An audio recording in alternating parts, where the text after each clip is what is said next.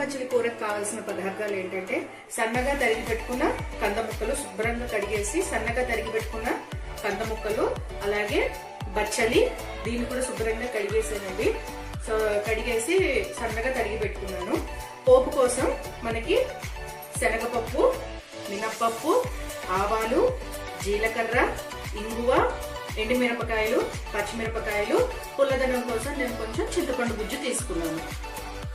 ముందుగా stove on చేసుకుని మూకుడు పెట్టుకుని ముందు మనం ఈ కంద ముక్కల్ని బచ్చల్ని కలిపి ఉడికించుకోవాలి.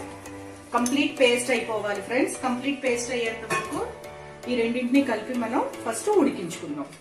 ఉడికిన తర్వాత నెక్స్ట్ ప్రొసీజర్ చూద్దాం ఫ్రెండ్స్. తొందరగానే రెండు కూడా మనకి తొందరగానే ఉడికిపోతాయి ఫ్రెండ్స్.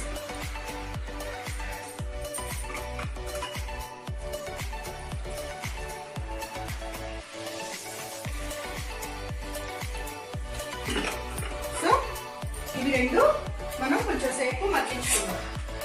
మొత్తం కందాను బచ్చలి రెండు కూడా మనకి మగ్గిపోవాలి ఫ్రెండ్స్. కంద ముక్క కంప్లీట్ గా పేస్ట్ అయిపోయేలాగా మనం దీన్ని ఉడికించుకుందాం. మూత పెట్టేసి ఉడికించుకుందాం.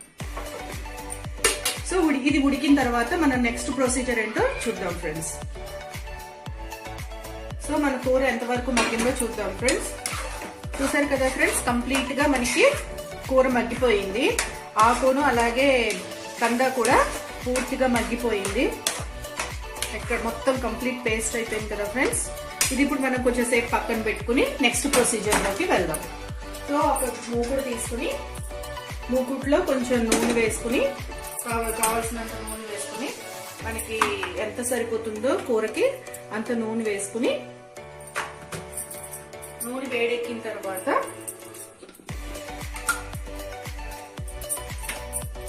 కొంచెం తగినంత పసుపు నూనెలో వేయడంతో ఏంటంటే ఆ పచ్చివాసన రాదు ఫ్రెండ్స్. చాలా కమ్మటి వాసన వస్తుంది, పచ్చిదనం ఉండదు మనకి. సో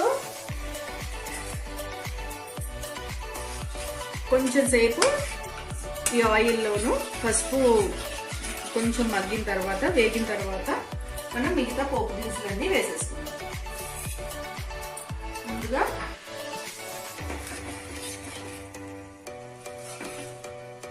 ముందుగా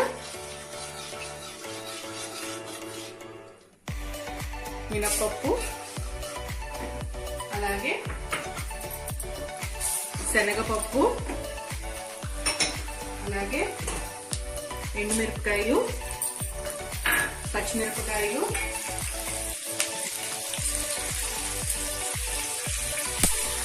ఆవాలు,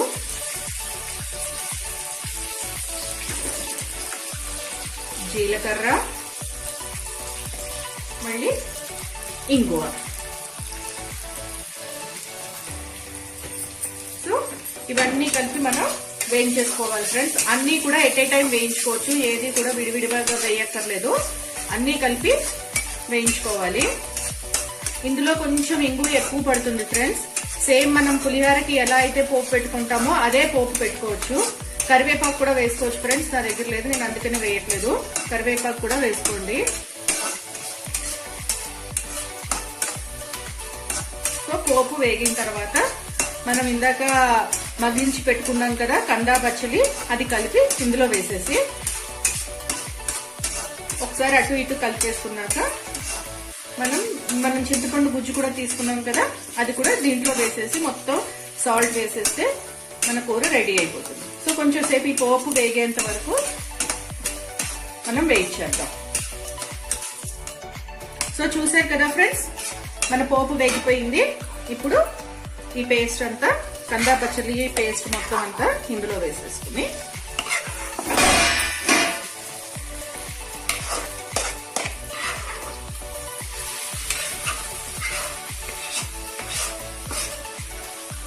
మనం కలిపేసుకుందాం.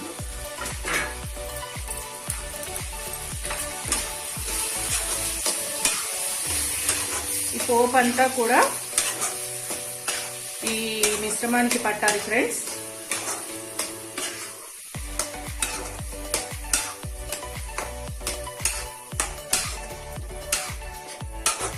ఇప్పుడు మనం ఇందాక తీసుకు పెట్టుకున్న చింతపండు గుజ్జు కూడా వేసేసుకుందాం.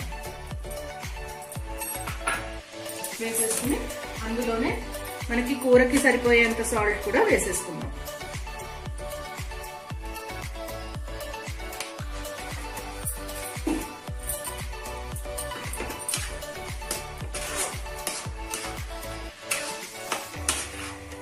ఇందాక మీకు స్టార్టింగ్ లో చెప్పినట్టు ఈ కూర అన్నంలోకి చాలా బాగుంటుంది ఫ్రెండ్స్. అలాగే పరోటాల్లోకి బాగుంటుంది, చపాతీల్లోకి బాగుంటుంది, చాలా ఎమ్మీగా ఉంటుంది ఫ్రెండ్స్. ఇది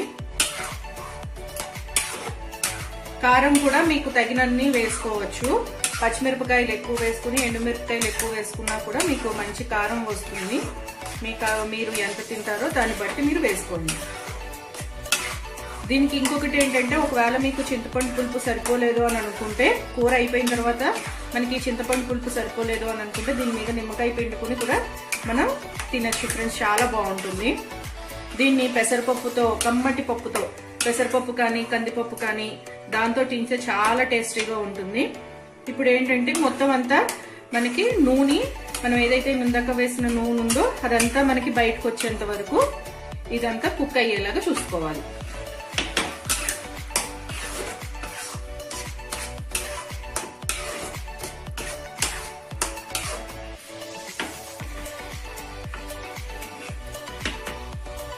కొంచెం సేపు దీన్ని మూత పెట్టి మనం కుక్ చేస్తున్నాం. చూద్దామా ఫ్రెండ్స్ మన కూర ఎంతవరకు అయిందో. వావ్, కంప్లీట్ గా రెడీ అయిపోయింది ఫ్రెండ్స్. చూసారు కదా, ఆయిల్ అంతా కూడా మనకి బయటకు వచ్చేసింది. ఒకసారి అటు ఇటు కలుపుకుని మంచి వాసన వస్తుంది ఫ్రెండ్స్. ఇప్పుడు దీన్ని మనం డిష్ అవుట్ చేసేసుకుందాం.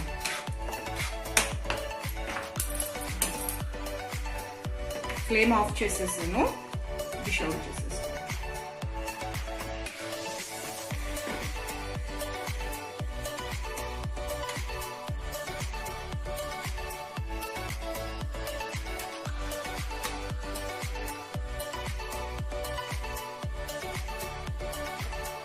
సో చూసారు కదా ఫ్రెండ్స్, మన కందా బచ్చలి కూర రెడీ అయిపోయింది.